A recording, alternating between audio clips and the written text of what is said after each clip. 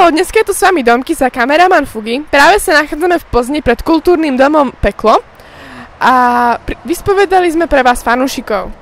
Na koho si sa najviac tešil na turné? No, tak asi na Minecraftáka a na Goga.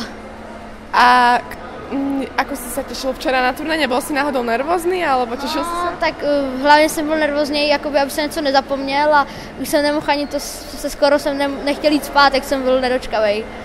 A aký program ťa zaujal na turné? No, tak teď jsem byl na tom, jak se stát let's playerem, to mě docela jakoby oslovilo, že pokusím se třeba i něco natočit. Ako si sa tešil na turné LP? No docela dost, těšil jsem se už vlastně od té doby, co Krafák vydal video a prostě těšil jsem se nehorázně, moc jako. Čiže najviac si sa tešil na Krafáka? Hlavně na Goga, na Krafáka, na Kogiho a na spoustu dalších, co tu jsou.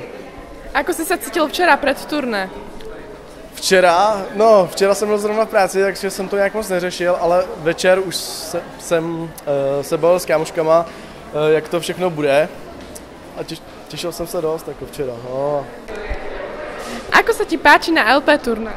Jo, je to tady dobrý, všechny akce, zatím se mi tady všechno líbí. A na koho si sa tešil najviac? Na Menta, na Goga, na Kogiho, skoro na všechny let's playery. Ako sa ti páči na LP turné? Je tady super, moc se mi tady líbí. A jsem rád, že tady jsou všechny ty let's playéři. Čo ťa najviac zaujalo na programe? Zatím se mi dost líbil ten Minecrafták, jak nám povídal, jak se stát tím let's playérem. A pak ještě uvidíme. Viete, čo sa tu koná za akciu? Nějaký počítačoví experti jsou tady. Ako sa ti páči na LP turné? Jo, je to super, fakt. Ako sa tebe páči na LP turné?